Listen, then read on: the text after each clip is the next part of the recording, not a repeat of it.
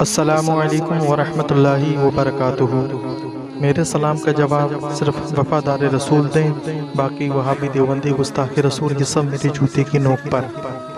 سامعین حضرات، آج کل وہابی دیوبندی کچھ زیادہ ہی ذلیل ہو رہے ہیں۔ ایک دیو کا بندر آیا جس کا نام ہے عبد المتین، اور کتنا بھولا بن کر کے آیا تھا یہ، لیکن نور حسن بھائی سے یہ کیسے بچ سکتا ہے؟ یہ وہ گٹر کے کیڑے ہیں جو انہیں اگر گٹر سے باہر بھی آ جائیں پھر بھی ان کو گٹر میں ہی گرنا پڑتا ہے، کیونکہ ان کے اندر صرف اور صرف جہالت ہے۔ جب اتنی بڑی جہالت، اتنے بڑے جاہل ہو اے دیوبندی ہو، تو کیوں مرنے، کیوں ذلیل ہونے کے لیے آ جاتے ہو؟ تم کچھ بھی کر لو، آخر تمہیں ذلیل ہونا ہی پڑتا ہے۔ اپنا ذلیل ہونا یہ اپنی فتح سمجھتے ہیں، بہت بڑے بدبخت ہیں۔ اس آڈیو کو مکمل سنیں اور زیادہ سے زیادہ اس کو شیئر بھی کریں۔ ہیلو، السلام علیکم۔ جی کون صاحب؟ خیریت مفتی صاحب؟ آپ کون بول رہے ہیں؟ یہاں میں آپ کا فین ہوں، سمجھ لیجیے۔ میں یوٹیوب میں آپ کا ویڈیو دیکھتا تھا۔ اچھا، کیا نام ہے آپ کا؟ عبد المتین۔ عبد المتین، کس مسلک سے ہیں؟ مطلب تو بہان میں جائے جو مطلب ہو۔ یار ایسے مت کہیے۔ یہاں بس آپ کا فین ہوں، بس سمجھ لیجیے۔ بہت مطلب تو تعلق کیا رکھے، سب تو اللہ کے نبی تو آئی ہے، 73 فرقے ہوں گے، اس میں تو ایک فرقہ ہی جنتی ہوگا، باقی سب تو جہنمی ہوں گے، اس میں بھی یقینی ہے۔ لا شک فی قول نبی صلی اللہ علیہ وسلم۔ آپ نے ایک جو ہے کیا ہوا؟ آپ نے ایک محاورہ اور ایک جو ہے لوگوں کے اندر فیلنگ دیکھی ہوگی۔ آدمی جس سے محبت کرتے ہیں، جس کے فین ہوتے ہیں، تو اس کے عادت و اخلاق اور اس کے عقائد پر بھی وہ جو ہے پکے ہوتے ہیں، ہے کہ نہیں؟ ہاں۔ تو میرا نظریہ، میرا عقیدہ یہ ہے کہ جتنے گستاخ رسول ہیں ہاں، وہ کافر ہیں، اور مولانا اشرف تھانوی نے رسول پاک صلی اللہ علیہ وسلم کی شان میں توہین کی ہے، وہ بھی ایک دم ایک نمبر کھلا ہوا کافر ہے۔ بتائیے تھانوی جی کو آپ کیا مانتے ہیں، مسلمان یا کافر؟ بھائی ولانا قرآن میں اللہ تعالیٰ ڈائریکٹ کہتا، صحیح الفاظ میں لکھا ہوا ہے، ولانا اعمالنا ولکم اعمالکم۔ جی بے شک۔ ان کا اعمال ان کے ساتھ ہے، ہمارا اعمال ہمارے ساتھ ہے۔ اگر وہ گستاخ رسول ہوں گے قبر میں وہ حساب دیتے ہوں گے، اگر نہیں ہوں گے اپنے اعمال تو ہم پہلے ڈھنگ سے کرتے ہی نہیں، نماز تو پڑھتے ہی نہیں، قرآن تو پڑھتے ہی نہیں، دوسرے کا کافر کہنا شروع ہو گیا ہم۔ تو آپ نماز پڑھا کیجیے بھائی جان، کیوں نہیں پڑھتے ہیں آپ نماز؟ اچھا آپ نماز نہیں پڑھتے ہیں تو کسی عالم کی غلطی ہے اس آپ میں؟ مفتی ہے نا شاید، آپ مفتی ہے نا شاید؟ نہیں بھائی میں مفتی نہیں ہوں، بتائیے، مگر دیوبند کے مفتیوں کی بینڈ بجا دیتا ہوں الحمدللہ۔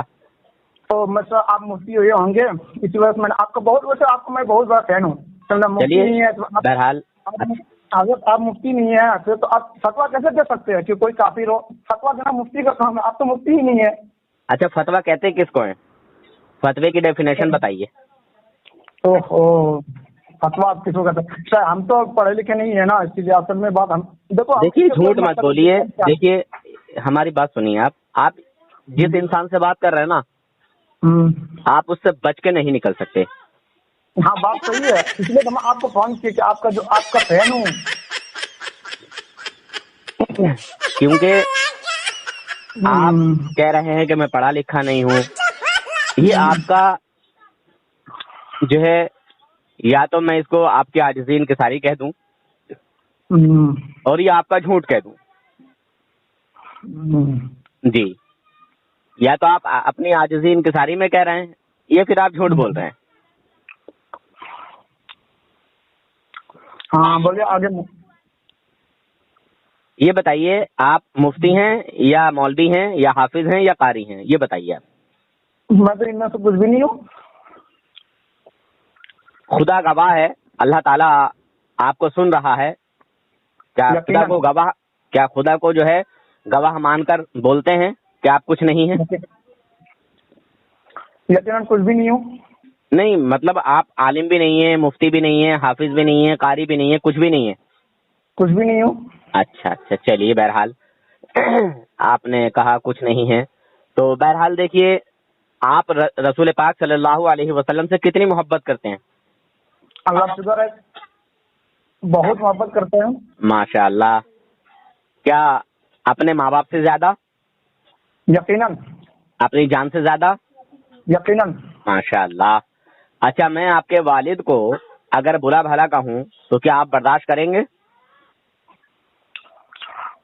کوئی ویسے ہی یا پھر کسی عذر پر؟ ویسے ہی کہہ رہا ہوں، کوئی عذر نہیں، ویسے ہی کہہ رہا ہوں۔ ویسے اگر کہیں گے تو پھر تو منہ کان سب برابر ہو جائے گا۔ جی ماشاء اللہ، بہت اچھا لگا مجھے سن کر، کیونکہ آپ کو اپنے والد سے محبت ہے۔ اچھا، یہ ایسا کیوں کریں گے آپ؟ تھوڑی وضاحت۔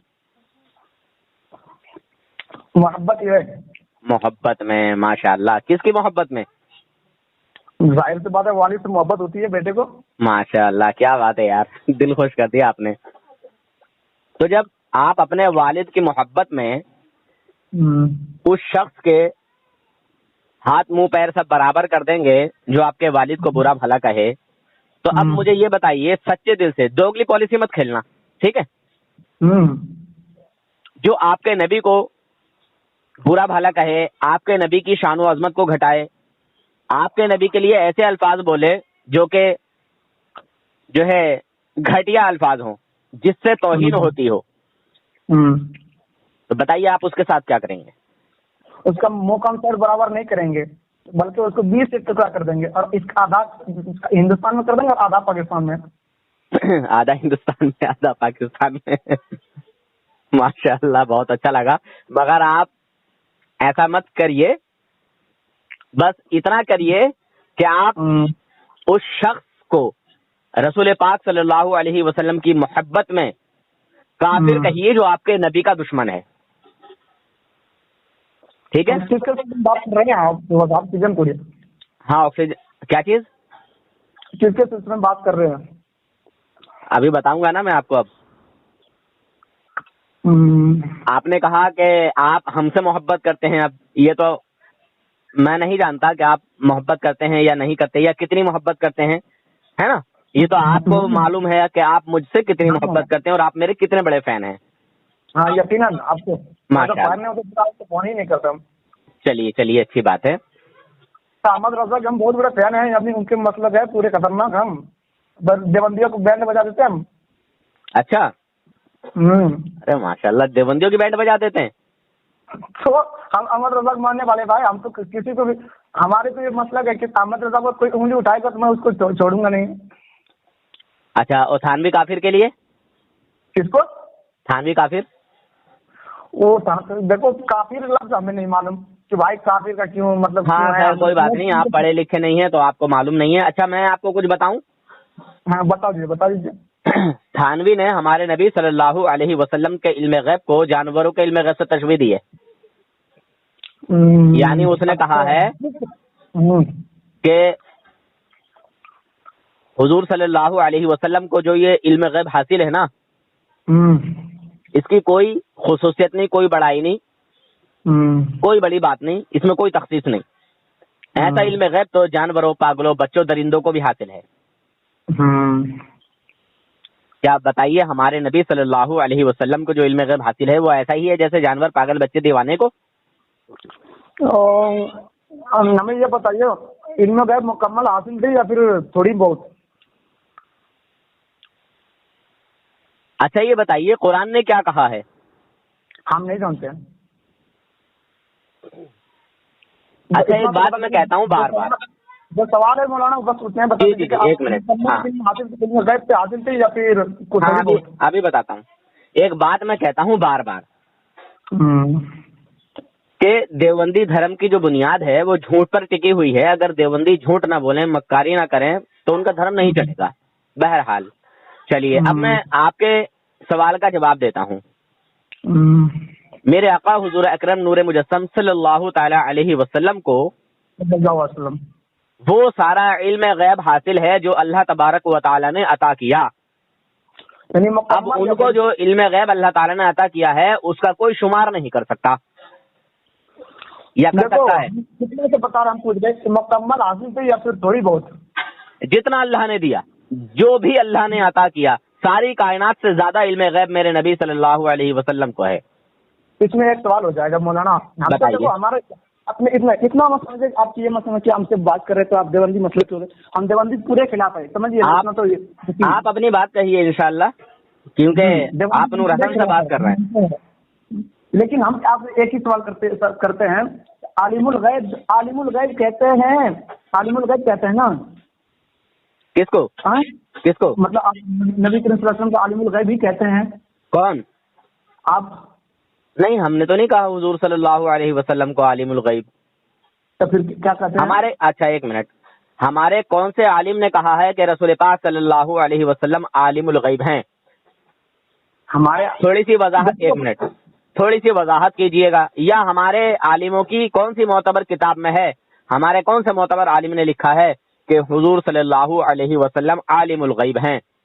یا کس عالم کی تقریر میں آپ نے سنا ہے کہ حضور صلی اللہ علیہ وسلم عالم الغیب ہیں؟ یہ آپ کو اپنی طرف سے ہمیں ثبوت پیش کرنا پڑے گا. آپ اپنی مرضی سے کچھ بھی کسی کو کہنے لگے تو آپ کی مرضی نہیں چلے گی. آپ ہی بس اتنا آپ بتا دیجیے کہ آپ کہاں تک پڑھے ہیں.